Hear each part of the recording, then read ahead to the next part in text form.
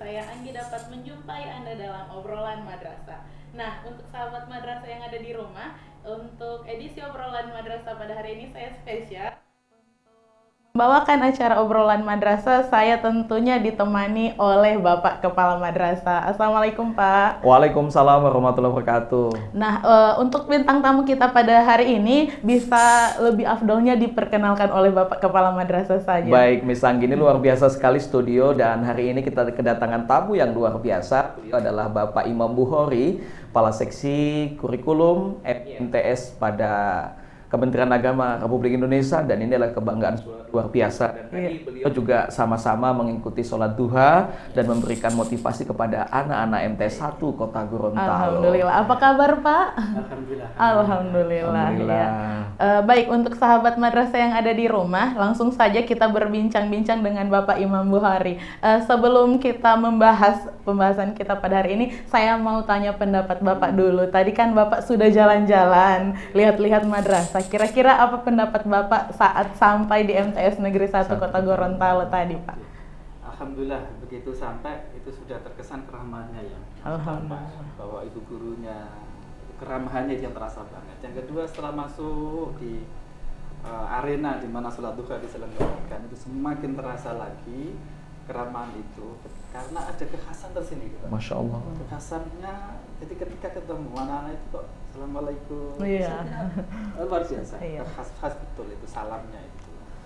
Nah, saya sudah mendapatkan banyak penjelasan dari Bapak Kepala Madrasah terkait dengan bagaimana aktivitas membangun budaya, membangun karakter di madrasah ini.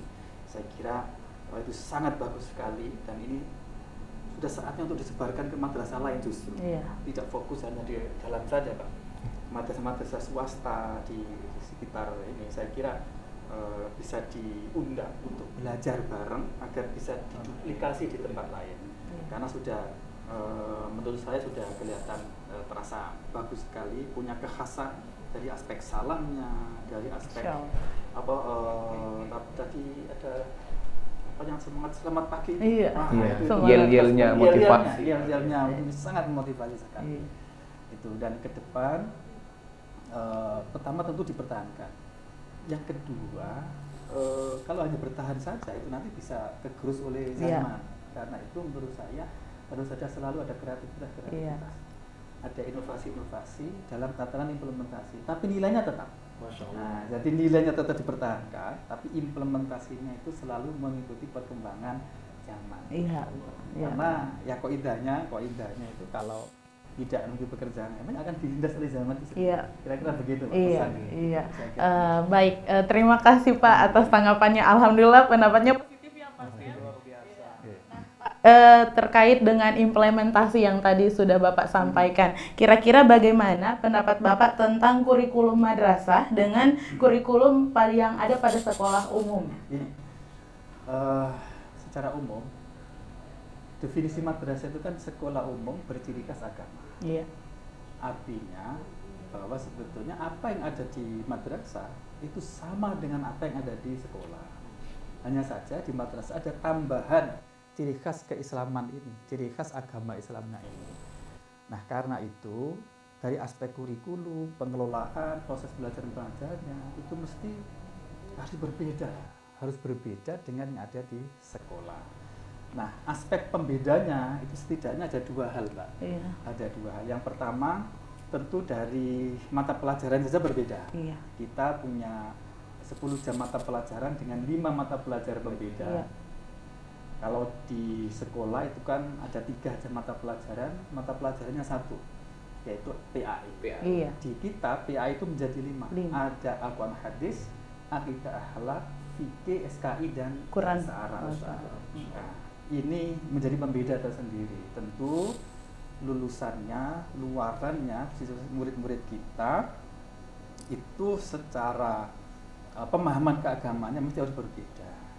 Mereka mesti sudah bisa implementasi di lapangan itu harus beda dengan lulusan-lulusan sekolah. Itu yang pertama dari aspek mata pelajaran. Yang kedua, yang penting justru ini, yang penting itu adalah dari aspek nilai yang mewarnai di dalam cara berpikir cara bersikap dan cara bertindak Iya. insan madrasah itu harus diliputi, diwarnai oleh nilai-nilai agama Islam. Iya. Nah, nilai agama Islam ini yang paling kelihatan itu yang pertama tentu tercermin dalam hubungan guru dengan murid. Iya. Hubungan guru dengan murid mesti dibangun dalam konteks mahabbah fillah. Wah, ini mendalam sekali nih kalau dalam dunia ilmu tasawuf ini. Mahabbah fillah. Selama ini mungkin ya kecenderungan dunia pendidikan kita antara lembaga dengan anak-anak itu kan hubungannya itu transaksional. Iya. Transaksional itu layanan pendidikan yang diberikan oleh lembaga sekolah disesuaikan dengan berapa bayarnya. Iya, Nah, itu berarti kan transaksional. Iya, iya. Nah, itu di dunia madrasah tidak boleh begitu. Oh. Layanan madrasah, layanan guru-gurunya yang diberikan kepada siswa, kepada orang tuanya itu diikat karena mahabbah fillah. Mahabbah fillah. Mahabbah fillah. Mahabbah fillah itu begini, kira-kira begini. Jadi guru ketemu dengan murid di ruang kelas misalnya, Iya. contoh konkretnya ya. Itu didorong memang karena hubungan kemitraan, hubungan saling membutuhkan. Guru butuh murid untuk mengamalkan ilmunya. Iya, benar. Murid butuh guru untuk belajar meningkatkan kapasitasnya. Kan ketemu nih. Iya, iya. Mereka ketemu diikat itu sama-sama untuk menjadi orang baik menuju kepada Allah. Masya Nilai-nilai Allah. Iya. Nah, ini nilai-nilai seperti ini yang mesti harus ditanamkan di dalam proses pembelajaran kita. Nanti rasanya beda, Iya. beda. Karena dengan ikatan mahabbah fillah itulah, dengan praktek seperti tadi itu, maka semua aktivitas proses pembelajaran itu akan mengandung nilai ibadah. Iya, Otomatis. benar. Kalau mengandung nilai ibadah, maka konsekuensinya di akhirat ya ada pahalanya. Iya. Masya Allah. Kalau nggak ada nilai ibadah, ya nggak ada pahalanya di akhirat. Jadi kalau lebih mendasar lagi ya, urusan pendidikan itu sebetulnya ibadah. Urusan Iya, kepada Allah benar. bukan sekedar urusan dunia, Iya. bukan urusan dunia. Guru mengajar, bapak kepala duduk di kantor, tanda tangan tertera, ini adalah ibadah. Iya. Karena betapa pengaruhnya tanda tangan tadi itu kepada kemaslahatan murid, Siap. kepada kemaslahatan guru. Nah, hanya saja yang membedakan ketika orang-orang tadi itu mesti didorong oleh niat yang baik, niat yang ikhlas, niat memberikan kemaslahatan, niat untuk menjalankan agama. Nah, ketika niat itu terjadi, maka eret-eretan tanda tangan tadi. Iya. Ketika Pak Kepala tanda tangan tadi itu otomatis sudah bernilai ibadah yang nanti ada hitungannya sendiri. Iya. Berbeda kalau ya tanda tangan saja, nggak ada niat apa-apa, nggak ada dorongan ibadah, ya nanti di akhiratnya nggak ada apa-apa. Masya Allah. Ini yang saya maksud dengan bahwa cara berpikir, bersikap dan bertindak kita dalam konteks pembelajaran pendidikan di madrasah mesti diwarnai oleh nilai-nilai agama Islam. Itu Pak, itu kira-kira Pak. Iya. Ini sedikit sharing saja Pak ya. Jadi saya kan kebetulan juga seorang guru mata pelajaran. Jadi ini saya alami juga sendiri sebenarnya di dalam kelas. Jadi kalau memang kita niatnya dari hati ingin memberikan manfaat melalui pelajaran kepada anak-anak, otomatis kita juga mengajar anak-anak di dalam kelas jadi lebih enak. Jadi antara guru dengan murid juga ikatannya sangat terasa ya Pak. Karena tidak ada beban guru merasa sulit mengajar kepada anak-anak dan anak-anak juga tidak rasa tertekan saat belajar di kelas. Tidak ada tanggapan gurunya galak atau gurunya jahat seperti itu karena ada niat itu tadi Pak ya, ada niat. Oke. Kalau saya ingin menambahkan Iya. kalau guru dipancing pernyataan Iya. beliau luar Iya. biasa. Hati tadi sebutan. Iya. Betul, setuju sekali. Bahwa pendidikan benar urusan hati. Pendidikan itu urusan hati. Jadi justru pendidikan itu adalah bagaimana memperbaiki situasi hati. Artinya begini, dalam implementasinya ya. Ketika kita guru ngajar di kelas, kalau hatinya tertutup, anak-anak itu hatinya belum terbuka kepada kita, dia tidak nyaman dengan kehadiran kita, dia merasa terancam karena sikap perilaku kita mungkin yang kasar, yang menghukum berlebihan misalnya, itu menyebabkan anak menjadi tertutup pada kita. Benar. Ketika hati anak tertutup pada kita, maka ilmu apapun yang disampaikan oleh guru, nasihat baik bagaimanapun, itu hanya lewat telinga kanan, bablas keluar, nggak mampir masuk ke hati. Hatinya tertutup. Benar. Jadi hati, urusan hati sebutnya. Karena itulah tadi ya, menjaga harmonisasi antara hatinya guru dengan murid harus betul-betul dijaga. Dan itu kuncinya adalah niat. Iya, benar. Masya Allah. Iya, Pak. Innamal a'malu binniyati. Segala hal itu tergantung kepada niat. Ketika niatnya baik, niat ibadah tadi, otomatis nanti cara pandang ke anak pun beda. Iya, benar. Kalau niat ibadah didorong oleh kebaikan tadi itu, senakal apapun anak dipandang bi ainir rahmah, dengan pandangan kasih sayang. Iya. Bukan malah ada anak memuales makan, bukan dipandang dengan ainul ghadab, dengan pandangan kebencian, dengan pandangan dendam dan sebagainya. Tidak. Kalau ada perspektif ibadah dalam pendidikan, maka anak-anak yang apapun kondisinya itu semua dipandang dengan ainul rahmah, pandangan kasih sayang yang didulukan, susu dirangkul anak-anak itu. Masya Allah. Malah guru ini semakin anak nakal semakin tertantang karena dia lebih semangat karena ada harapan pahala di sana. Kan dalam kaidah kita ada al ajru bihasabi ta'ab. Ganjaran pahala itu berbanding lurus dengan kerepotan atau kesusahan yang kita lakukan. Saya dilakukan. Semakin sulit menghadapi anak itu, berarti pahalanya kalau semakin besar. Iya, Masya Allah. Kalau ini cara berpikir ini itu difahami betul oleh guru-guru kita. Masya Allah, nggak ada istilah menyerah, nggak ada istilah sulit, malas, itu malas semangat karena ada. Sekali lagi ini yang saya maksud dengan cara berpikir, bersikap dan bertindak kita itu diwarnai oleh nilai-nilai agama. Ini yang membedakan antara di sekolah dengan yang di madrasah. Iya, benar, Masya Allah. Iya. Biasa sekali ya. Saya dari tadi mendengar apa yang disampaikan oleh beliau, tenang banget ya kalau guru yang dilakukannya dengan ikhlas, dengan tulus, mata-mata karena mengharap ridho Allah, mungkin ya anak-anak juga sama sehati, jadi seirama. Iya, benar. Betul. Seperti yang biasa kita dengar ya Pak, apa jika yang kita berikan baik, insya Allah akan berbaik pula kepada kita, berbalik baik kepada kita. Itu yang akan kita dapat. Iya, benar. Tapi dapat kebaikan itu tidak sepanjang itu sudah ikhlas sudah. Iya, benar.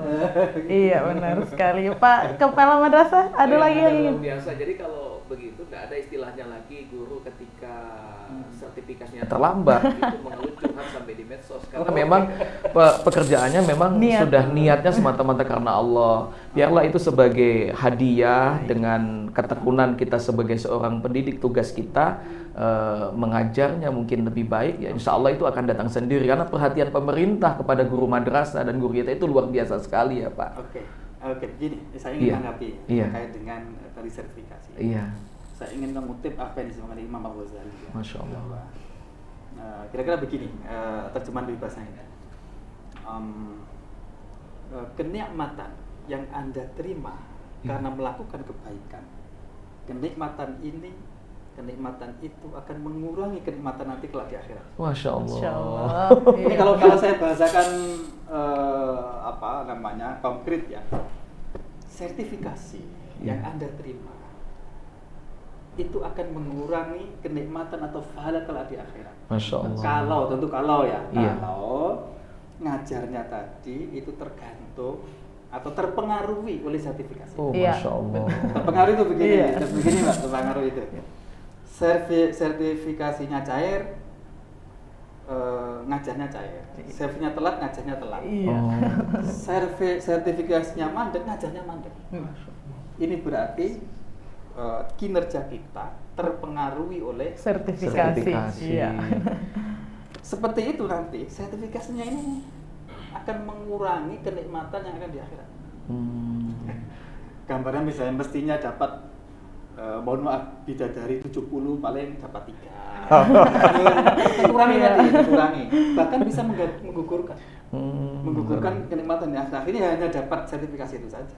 Ini tentu kalau ngajarnya itu betul-betul tergantung dengan sertifikasi. Ada sertifikasi ngajar, nggak ngajar. Nah ini kan tergantung namanya, berarti ngajarnya hanya demi itu. Demi sertifikasi. Pahala semata-mata. Ini artinya apa? Pesan saya kepada Bapak Ibu guru, udahlah kita anggap saja bahwa mengajar itu sebagai kewajiban, sebagai tugas dan fungsi kita. Masya Allah. Fungsi kita sebagai guru sudah di-SK-kan, sudah ditugaskan oleh pemerintah atau oleh yayasan untuk ngajar di sekolah. Ya udah itu tugas kita. Nah, kewajiban pemerintah, kewajiban yayasan lah yang memikirkan terhadap gajinya. Masya Allah. Artinya nanti ada gaji atau tidak, itu sudah ada hitungannya nanti sendiri di akhirat. Nah, berarti kan ada hak yang bisa dijalankan oleh ini, nanti tentu ini berdosa dan seterusnya. Masya Allah. Fokus kita berarti ya fokus kepada tugas fungsi kita tadi itu. Nah, kalau niat kita seperti itu, fokus yang penting ngajar dari tugas saya, nanti berarti ganjarannya bisa utuh. Masya Allah. Ganjarannya diterima itu utuh, tidak terpengaruhi oleh gaji yang ada di sini. Masya Allah. Ini cara sebetulnya mengelola hati ya. Mengelola hati untuk bagaimana cara selalu ikhlas ketika ngajar, ketika dampingi anak, ketika membimbing anak itu. Karena kita berhadapan, kinerja kita ya selama di madrasah itu berhadapan kepada manusia, bukan benda mati. Punya perasaan, kadang yang menjengkel, kadang Masya gitu. Allah. Kalau kinerja kita diukur dengan apa yang diterima, aduh berat. Iya. Benar.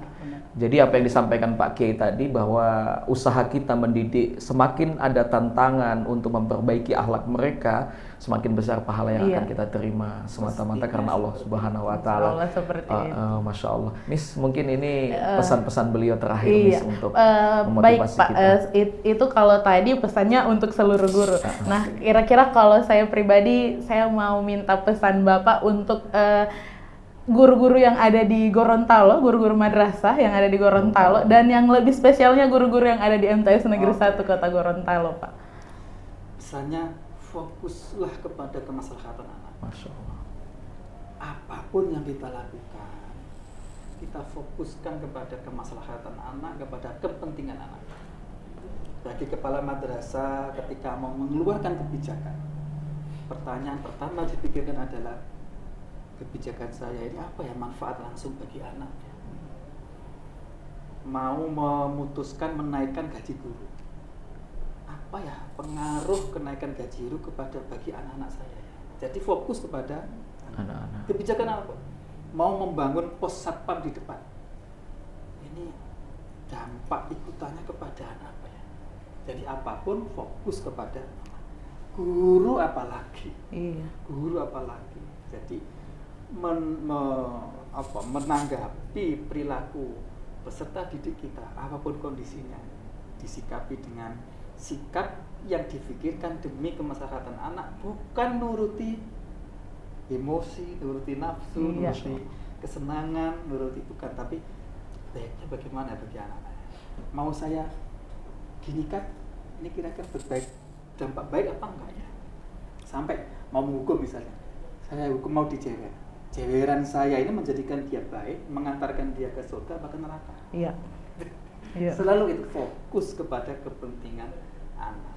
Apapun yang kita lakukan, tentu dibarengi dengan untuk kepentingan anak demi Allah Subhanahu wa Ta'ala. Itu namanya ikhlas. Iya, ikhlas. Baik, terima kasih banyak Pak. Alhamdulillah dapat wejangan lagi hari ini Pak ya. Insya Allah apa yang telah disampaikan oleh Bapak Imam Bukhari tadi bisa menjadi bisa kita jadikan pelajaran untuk ke depan lagi ya Pak, untuk menjadi lebih baik. Semoga juga bisa bermanfaat untuk sahabat madrasah yang ada di rumah tentunya ya Pak. Baik, untuk sahabat madrasah yang ada di rumah, saya kira sampai di sini saja dulu. Sebenarnya kalau mau berbincang-bincang banyak sekali sih yang bisa kita bahas dengan Bapak, tapi karena terhalang oleh waktu, jadi sampai di sini dulu untuk obrolan madrasah edisi pada hari ini. Saya mengingatkan kepada sahabat madrasah yang ada di rumah, jangan lupa untuk like, comment, share, dan juga subscribe channel YouTube MTSN 1 Go TV. Jangan lupa juga mengikuti laman Facebook MTS Negeri 1 Kota Gorontalo, dan jangan lupa follow akun Instagram MTSN 1 Go _TV. Nah, saya mau kasih tahu dulu sama Bapak Imam Bukhari. Jadi MTSN 1 Go TV ini ada apa ya? Slogannya. Jadi kalau kami bilang MTSN 1 Go TV, jawabannya hebat media edukasi. Bisa Pak? Hebat media edukasi. Baik, kita coba bersama-sama. Jadi untuk sahabat madrasah yang ada di rumah, terima kasih telah menyaksikan obrolan madrasah tentunya hanya di MTSN 1 Go TV. Hebat media edukasi. Saya Anggi beserta Kepala Madrasah dan juga seluruh kru yang bertugas pada hari ini mohon undur diri. Mohon maaf jika ada salah-salah kata. Wassalamualaikum warahmatullahi wabarakatuh.